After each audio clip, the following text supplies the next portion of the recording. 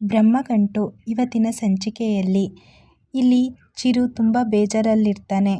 ನಾನು ಅದಕ್ಕೆ ಹತ್ರ ಸಾರಿ ಕೇಳಬೇಕು ಅಂತ ಇಲ್ಲಿ ಸೌಂದರ್ಯನ ರೂಮಿಗೆ ಹೋಗಿ ಅದಕ್ಕೆ ನೀವು ಆ ಕಾರ್ ಕೊಡಿಸಿದ್ದೀರ ಅಂತ ಗೊತ್ತಾಗಿದ್ರೆ ನಾನು ಈ ಥರ ಮಾಡ್ತಾನೆ ಇರಲಿಲ್ಲ ಅಂತ ಹೇಳುವಾಗ, ಇರಲಿ ಚಿರು, ನಿನಗೇನು ಗೊತ್ತಿರಲಿಲ್ಲಲ್ಲ, ಗೊತ್ತಾಗದೇ ಆಗಿದ್ದು. ಆದರೆ ನಿನ್ನ ಬರ್ಡೇ ದಿನ ನೀನು ಹ್ಯಾಪಿಯಾಗಿರಬೇಕು, ಈ ಥರ ಮೂಡ್ ಅಪ್ಸೆಟ್ ಮಾಡ್ಕೋಬಾರ್ದು, ಬಾ ಹೀಗೆಲ್ಲ ಊಟಕ್ಕೆ ಹೋಗೋಣ ಅಂತ ಚಿರಾಗ್ನ ಕರ್ಕೊಂಡು ಸೌಂದರ್ಯ ಹೋಗ್ತಾಳೆ.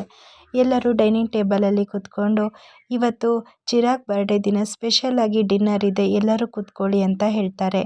ಇಲ್ಲಿ ದಿಶಾ ಹೋಗಿ ಚಿರು ಪಕ್ಕ ಕೂತ್ಕೊಂಡ ತಕ್ಷಣ ಈ ಕಡೆ ಚಿರಾಗ್ ಹೇಳ್ತಾನೆ, ಸೌಂದರ್ಯ, ಚಿರು ಪ್ಲೀಸ್ ಇವತ್ತಾರು ನಿನ್ನ ಬರ್ಡೇ, ಹೇಳ್ಬೇಡ, ಅವಳು ಕೂತ್ಕೊಳ್ಳಿ ಅಂತ ಹೇಳಿದ ತಕ್ಷಣ ಅದಕ್ಕೆ ಮಾತಿಗೆ ಚಿರಾಗ್ ಟೇಬಲಲ್ಲಿ ಕೂತ್ಕೊಳ್ತಾನೆ.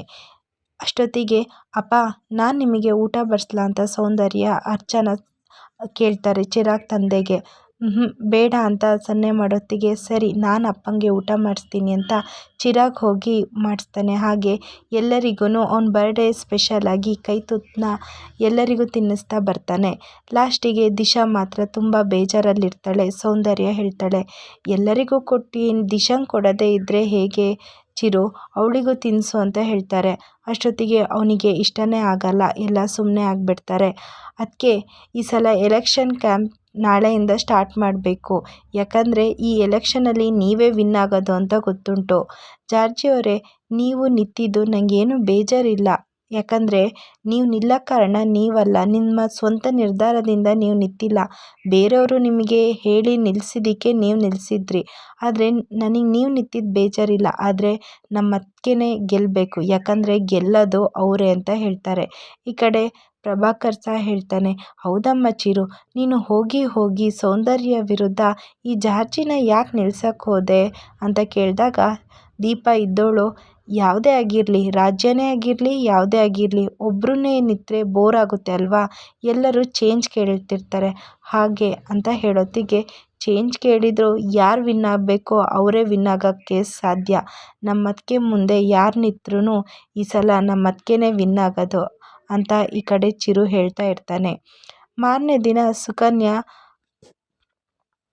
ನಿಂತ್ಕೊಂಡಿದ್ದಾಗ ಚಿರು, ಅರ್ಚನಾ ಮತ್ತು ದಿಶಾ ಬಂದು, ಅತ್ತೆ, ಚಿಕ್ಕತ್ತೆ ತಗೊಳ್ಳಿ ಕೀನ ಅಂತ ಹೇಳ್ತಾರೆ. ಏನಮ್ಮ, ಈ ಕೀನ ನನಗೆ ಕೊಡ್ತಿದ್ದೀಯಾ, ಯಾಕೆ? ಯಾಕಂದರೆ ನೀವು ಈ ಮನೆ ಸೊಸೆ, ನಾವು ನಿಮ್ಮ ಸೊಸೆಯವರು, ನೀವು ಈ ಅತ್ತೆ ಅಂತ ಹೇಳ್ತಾರೆ. ಹೌದಮ್ಮ, ಅದು ನನಗೂ ಗೊತ್ತುಂಟು, ಆದರೆ ನನಗ್ಯಾಕೆ ಕೀ? ಯಾಕೆ ಅಂದರೆ ಸೌಂದರ್ಯರು ಇಷ್ಟು ಸಮಯ ಆಫೀಸು ಮನೆ ಎರಡನ್ನೂ ನೋಡ್ಕೊಳ್ತಾ ಬಂದರು, ಆದರೆ ಇನ್ನು ಮುಂದೆ ಅವ್ರ ಆಫೀಸ್ ವ್ಯವಹಾರ ಮಾತ್ರ ನೋಡ್ಕೊಳ್ಳಿ, ಮನೆ ವ್ಯವಹಾರ ಏನಿದ್ರೂ ನೀವು ನೋಡ್ಕೋಬೇಕು, ಯಾಕಂದರೆ ಈ ಮನೆದು ದೊಡ್ಡತ್ತೆ ಹೋದ್ಮೇಲೆ ನೀವೇ ನಮಗೆ ಅತ್ತೆ ಸಮಾನ ಇರೋರು, ಹಾಗಾಗಿ ನಾವೆಲ್ಲ ನಿಮ್ಮ ಸೊಸೆಯಂದರು, ನೆಕ್ಸ್ಟು ಆಳ್ವಿಕೆ ಮಾಡೋದು ಏನಿದ್ರು ನಿಮ್ಮದೇ ಅತ್ತೆ, ಹಾಗಾಗಿ ಈ ಮನೆ ವ್ಯವಹಾರ ಅಧಿಕಾರಗಳನ್ನೆಲ್ಲ ನೀವೇ ನೋಡ್ಕೋಬೇಕು. ಹೇಗಿದ್ದರೂ ಮಿಸ್ ಸೌಂದರ್ಯರು ಆಫೀಸ್ ಜವಾಬ್ದಾರಿನ ವಹಿಸ್ಕೊಂಡಿದ್ದಾರಲ್ಲ, ಅದೊಂದು ಅವರು ವಹಿಸ್ಕೊಂಡು ಹೋದರೆ ಸಾಕು, ನೀವೇನಿದ್ರೂ ಈ ಮನೆದು ಆಳ್ವಿಕೆ ಮಾಡ್ಕೊಂಡು ಹೋಗಿ, ಏನು ಬೇಕು ಏನು ಬೇಡ, ಯಾರಿಗೇನು ಬೇಕು ಏನು ಕೊಡಬೇಕು ಅಂತೆಲ್ಲ ನೀವೇ ನಿರ್ಧಾರ ತಗೊಳ್ಳಿ ಅಂತ ಈ ಕಡೆ ದಿಶಾ ಸುಕನ್ಯಂಗೆ ಕೀ ಕೊಡ್ತಾಳೆ. ಅಷ್ಟೊತ್ತಿಗೆ ಅಲ್ಲಿ ಸೌಂದರ್ಯ ಬಂದು ಸಿಟ್ಟಲ್ಲಿ, ಏನು ಮಾಡ್ತಿದ್ಯಾ ದಿಶಾ, ನಿಂಗ್ಯಾರು ಈ ಅಧಿಕಾರ ಕೊಟ್ಟರು ಅಂತ ಕೇಳ್ತಾಳೆ. ಯಾಕೆ ಮಿಸ್ ಸೌಂದರ್ಯ, ಏನಾಯಿತು?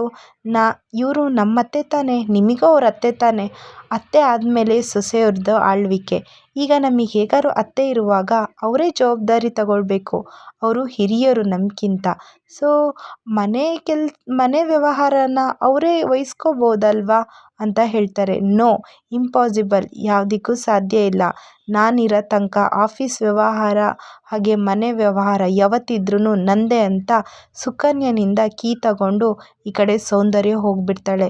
ಸುಕನ್ಯಂಗೆ ತುಂಬ ಬೇಜಾರಾಗುತ್ತೆ. ಚಿಕ್ಕತ್ತೆ, ನೀವೇನು ಬೇಜಾರು ಪಡ್ಕೋಬೇಡಿ, ನಿಮ್ಮ ಅಧಿಕಾರನ ನಾನು ನಿಮಗೆ ಕೊಡಿಸ್ತೀನಿ, ಯಾಕಂದರೆ ನೀವು ನಮ್ಮತ್ತೆ, ಹಾಗಿರುವಾಗ ಇನ್ನು ಮುಂದೆ ಏನಿದ್ರೂ ಮನೆ ವ್ಯವಹಾರನ ನೀವೇ ತಗೊಳ್ಬೇಕು.